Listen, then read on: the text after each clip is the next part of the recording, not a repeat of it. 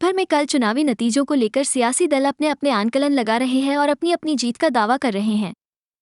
इसी कड़ी में हरियाणा के परिवहन राज्य मंत्री असीम गोयल ने हरियाणा में भाजपा की एक तरफा जीत का दावा करते हुए राहुल गांधी पर तीखा हल्ला बोला है। परिवहन राज्य मंत्री असीम गोयल ने राहुल गांधी पर एक के बाद एक कर कई तंज कसे। असीम गोयल ने कहा कि अगले एक सप्ताह के अंदर अंदर राहुल गांधी देश से बाहर जाते दिखेंगे। वो नतीजों के बाद मीडिया को फेस नहीं कर पाएंगे। राहुल गांधी पर तंज कसते हुए परिवहन राज्य मंत्री असीम गोयल ने कहा, ये आने वाले दिनों में अपनी नानी के घर दिखाई देंगे। असीम गोयल ने दावा किया कि कल भाजपा के पक्ष में नतीजे आएंगे और हरियाणा में 11 कमल खिलेंगे।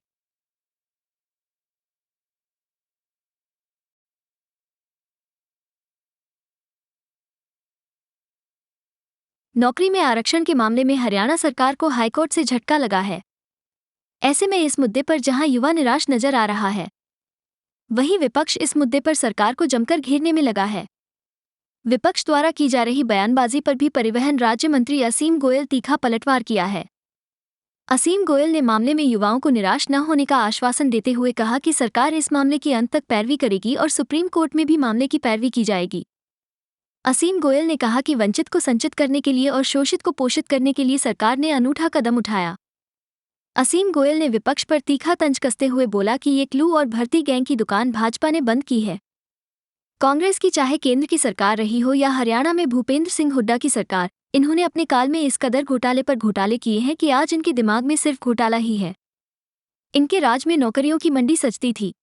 कांग्रेस पर भड़कते हुए असीम गोयल ने कहा कि आज हुड्डा और सुरजेवाला बोल रहे हैं, लेकिन इन्होंने अपने राज में एक जरूरतमंद बच्चे की नौकरी नहीं लगने दी। उन्होंने कहा कि इनका हाल छाछ तो बोले बोले छलनी भी बोले वाला हो गया है।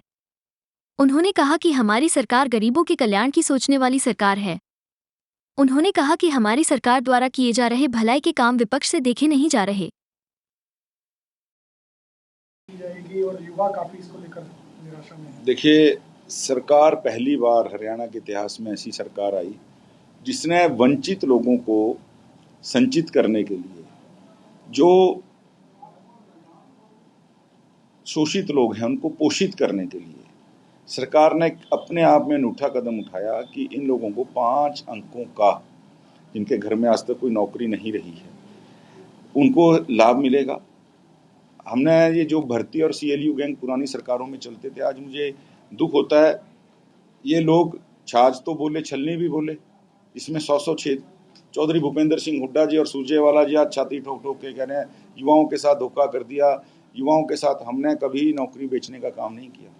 इनकी सरकारों में दुकानें लगती थी, सजती थी, मंडियां सजती थी नौकरी के लिए, दाम बकायदा आउट होते थे। और ये लोग आज बात करने के लिए मर रहे हैं जिन्होंने आज तक किसी भी जरूरतमंद बच्चे को आगे बढ़ने नहीं दिया, मेरिट खा गए। हमने तो उन गरीब बच्चों को आगे बढ़ाने के लिए कैसी अनूठी योजना पूरे देश में नहीं लागू हुई थी, हमने लागू की। माने हाईकोर्ट ने इसके ऊपर सरकार को अपना स्पष्टीकरण देने को कहा, निरस्त किया, लेकिन हम माने सुप्रीम कोर्ट तक भी जाएंगे। और ये गरीबों की जो सरकार भी गरीबों के लिए सोचने वाली सरकार है। हमारे पहले मुख्यमंत्री जी भी और हमारे प्रधानमंत्री जी भी बिल्कुल संघर्ष करके एक साधारण परिवार से यहाँ तक पहुँचे थे, और हमारे वर्तमान मुख्यमंत्री भी बिल्कुल, उनका आप संघर्ष का जीवन देख लें, एक बिल्कुल साधारण किसान परिवार से आके, आम किसान परिवार से आके उन्होंने जो है प्रदेश के अंदर एक अपना स्थान बनाया है। और आज हम बिल्कुल उनके नेतृत्व में इस लड़ाई को अंत तक लड़ेंगे। मैं युवाओं को कहना चाहता हूं आपके माध्यम से, कोई निराश होने की जरूरत नहीं, सरकार उनके साथ है, हमारी नीयत भी ठीक थी और हमारा नीति भी हमारी ठीक है। और हम किसी प्रकार से कोई जो घोटाले की बातें, हुड्डा साहब को केवल घोटाले दिखते हैं, सावन के अंधे को हरा हरा दिखाई देता है। सरकार ने केंद्र में रहे, प्रदेश में रहे, इतने घोटाले हुड्डा साहब की और इनके जो केंद्र की सरकारें उन्होंने की है, उनके दिमाग में घोटाला शब्द बस गया है। और आज ये गरीब बच्चों की एक भी भलाई का काम सरकार द्वारा हमारी देख नहीं पा रहे। मैं विश्वास दिलाता हूँ आपके माध्यम से, हमारी सरकार ने इस प्रथा को शुरू किया, डट के लड़ाई लड़ेगी। हम उन सब बच्चों के साथ हैं, घबराने की जरूरत नहीं, उनकी जो लड़ाई को अंजाम तक पहुंचाया जाएगा, पॉजिटिव अंजाम। मेरा मानना है जिस प्रकार से जन समर्थन, जन आशीर्वाद देश के जननायक प्रधानमंत्री नरेंद्र मोदी जी को मिलने जा रहा है, और ये नारा दिया था अब की बार 400 पार, मुझे लग रहा है ये नारा मोदी जी के मुंह से निकला जरूर था, लेकिन ये जनता ने ही दिया था, जनता ने मन बना लिया था इस नारे को संकल्प में बदलने का।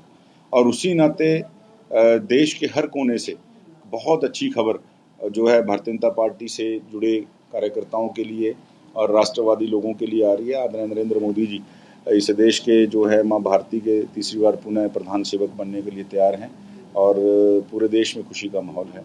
तो अच्छे समाचार जो हैं कल जो आज ये क्या समाचार हैं कल तक बिल्कुल पुख्ता हो जाएंगे। राहुल गांधी ने मानने से इनकार कर रहे हैं, कह रहे हैं कि 295 से ज़्यादा सीटें होंगी। आपको राहुल गांधी जी मैं हफ्ते के अंदर इस देश से बाहर उनको जाते हुए दिखा दूंगा। राहुल गांधी जी ने एडवांस में सारी तैयारी कर ली है और राहुल गांधी जी को खुद पता है कि जिस तरीके से कांग्रेस ने जिस गंभीरता के साथ चुनाव लड़ा है, उनका कोई चुनाव लड़ने का कोई सिस्टम ही नहीं है, ना उनके पास कोई संगठन है। तो राहुल गांधी जी को भी पता है ज़मीनी हकीकत, वो ज़मीनी हकीकत फेस करने के लिए आप साथियों के सामने वो आएंगे ही नहीं। वो आज इसलिए अपनी बात रख रहे हैं कि उनको पता कल मेरे को विदाई लेनी है। साडा चिड़िया दा चंबा है बाबूला से तुर जाना, नानी के घर मिलेंगे वो आपको। हरियाणा में जो है वो 3 सीटों की भी काउंट दिखाई देती है। देखिए, कार्यकर्ताओं ने बहुत मेहनत के साथ चुनाव को ज़मीनी हकीकत के ऊपर लड़ा है और हमारा मानना है हम 10 की 10 सीटें और 11वीं जो है करनाल विधानसभा का उपचुनाव हुआ है, 11 की 11 कमल जो है हरियाणा में खिलने जा रहे हैं।